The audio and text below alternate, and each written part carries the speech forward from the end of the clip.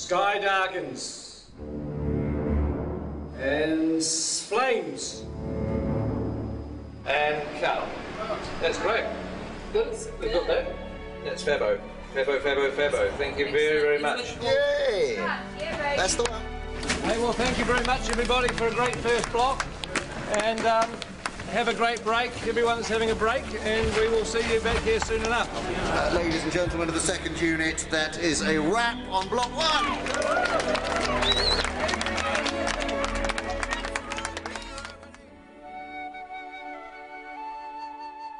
So we're just going to get one more pick-up in Bag End. Hello. Yep. Come on. Oh, sorry. Hi, Pete. Hey, Andy. Come on in. Just wanted to do one more pick-up in here, if that was all right. What's this? Oh, this is the video blog pickup. Yeah. That's right. There you go. End of block 1. But anyway, we just wanted to say hi to everybody because we haven't done one of these video blogs since the beginning of the shoot. God, it feels like a lifetime. Oh. It doesn't, because the first week of shooting we did with Andy as Gollum. Yours is precious, then we eat it. You weren't a second unit director in those days. You were an actor. You were an old-fashioned. And now I've crossed over to the dark side. You've now gone to the dark side. I'm wiped. I'm absolutely, absolutely wiped. It's all yours. Is it? Oh, right, okay. Just give us a good battle. Yeah. Okay. I don't know how you do it. It's, you get tired. I always just tell people I get exhausted at the end of the first couple of days and stay exhausted until it finishes. You know, we have 250 days of shooting on these 2 Hobbit movies, and I think it's a much better way to divide that up into 3 blocks and then have some time to edit what you've done, look at it, hand visual effects shots over to the CGI guys. You can really focus on the script revisions. It's just it's a much smarter way to shoot these big films. Yeah, on something of this scale too. I mean, when we got given our T-shirts, which said 54 days down, 200 to go, I have to admit, I don't know how great it was.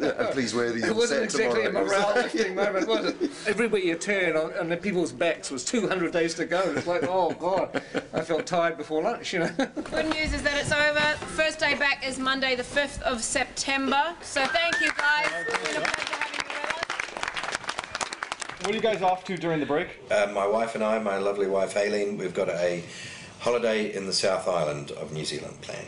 And my lovely, gorgeous wife Nicole and I are just going to work on the house. I'm leaving shortly after talking to you for London, which is a long journey, by plane, and once there I immediately go into production of a play I'm going to do by Eduardo de Filippo. I'm going to America, to Pebble Beach, in a week to play some golf. Work on my tan so that I can really freak the makeup people out when I come back. I'm having a break. I'm having 4 weeks off. Bit of sleeping in. My favourite hobby. First we're going to Australia to see our eldest daughter. I'm going to run a marathon. I'm going to attempt to sort of write and record a bit of a psychedelic sludge rock album. Hitting the fabric shops in central London. I go home to Thailand tomorrow. To Barcelona. To meet Doctor Who fans from Spain. Bali for 11 days. London and Paris to see friends. Manhattan Beach, because it's the closest beach to the airport. I haven't been home for the last 3 years, back in Belgium, so my mum is cracking the whip. And then I'm going to Vegas and spend all my hard-earned cash. Do some more swimming and lots of golf. Probably get a little bit drunk, a little bit on a holiday. Oh, I'm looking forward to going back with mates and getting on the drink, where I'm not going to get a bad reputation because they already know what I'm like. And now I'm going back to Ireland to see my family and see some of my mates in Belfast for a quiet little weekend. I hope no one phones me for about 3 weeks at least. Hopefully come back totally refreshed and ready to rock in the next lot. What are you doing on break, Andy? Well, I'm going back home to maybe have a little bit of time off to go on holiday with the family. And then really, before you know it, I'll be back. It's weird because you get to this point when you're at the end of a block of shooting and it sort of almost feels like you're going on vacation, but it's not, because on Monday morning I'm in the cutting room editing, and I've got to have meetings with Alan and John and Dan about designing stuff for the second block, and with Richard Taylor about all the things he has to build. So in some respects I'm back into pre-production again, but also I'm in post-production because I'm editing. Plus we're in production because we're shooting these movies. So it's sort of like being in pre-production, production and post-production all at the same time. It kind of gets a bit screwy. But before I get to do any of that, I've got to jump on a plane tomorrow morning and go location scouting down the South Island. So we'll take some good pictures. Yeah, I will. I'll take some good pictures.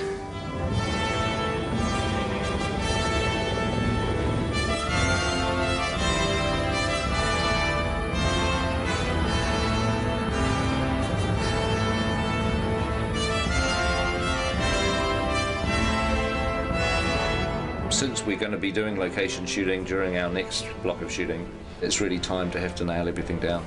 Well, on the recce there'll be, it's usually about 17 of us that go. We get around in 5 helicopters usually. It's quite a spectacle when we turn up. Peter, Caro, Zane, Bridget, Andrew, Dan Henner, Simon Bright, art director, Steve Ingram, John Howe, Alan Lee, Eric Sandin, we have Tony Keddy, the grip, Reg Garside, gaffer, myself, location scout Dave Comer joins us, and Peter's assistant Sebastian, the ever faithful Sebastian's there. Here on the mountains I put my hand out and a cup of tea slides into it. That's what we like. There's even a Starbucks up here in the Southern Alps. Slippery, hard to walk and juggle a cup of tea at the same time on this sort of... I know, no mean feat.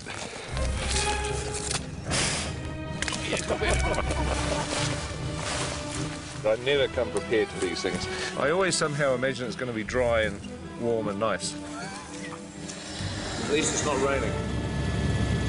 We'll be not just scouting, which is essentially searching for locations, we're now returning to the locations that we liked, and we're going to start to talk about the logistics. The old thing, by the time you've helicoptered everybody in and then you've got to helicopter them out before nightfall, you're not actually here early morning or late afternoon. No, right, yeah, during the middle of the day. It's all broad daytime.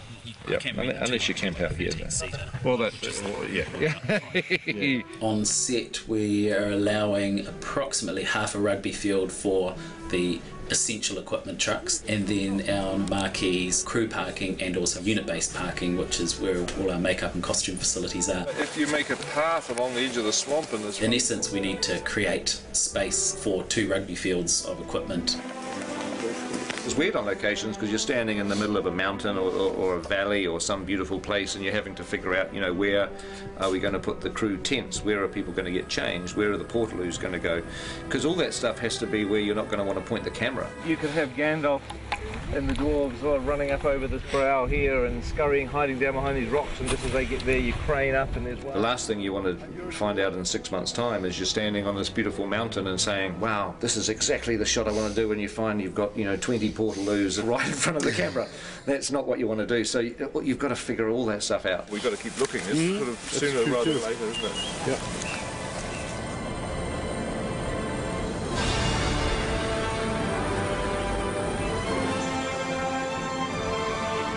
We'll be flying, I don't know, maybe 30 locations, locations probably. We're shooting locations around the Mackenzie country, around wilder landscapes below Mount Cook. And we will also be shooting around Dunedin Way, more beautiful stone, rock, you know, wild country, and that's quite exciting because it's an area of Middle Earth we haven't visited before. That big rock could be part of the house, couldn't it? Yeah. Where we're scouting presently for the edge of Mirkwood and the Anduin grasslands is south of Queenstown. It's pretty incredible. And shooting that? We're still searching and trying to work out how we're going to shoot Lonely Mountain, Misty Mountain Pass. Lonely Mountain should be by itself, but you can look over in that direction there. There's still a few rivers that we're scouting for. Yeah, I think we're getting pretty close to photographing every decent river in New Zealand now. It would be quite funny to have 13 barrels all in the middle of this thing. Yeah, with the guy shouting, come on, get on with it. Come on, move ahead, get on, go faster. Is it a floater? It's quite heavy.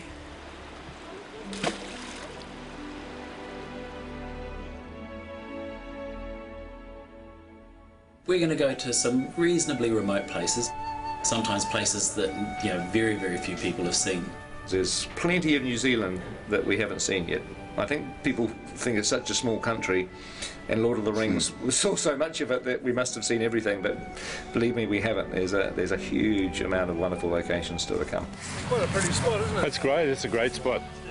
Well, we'll say goodbye for now, and hopefully you've enjoyed this update, and there may well be another one coming during the break sometime, so keep your eye out for that.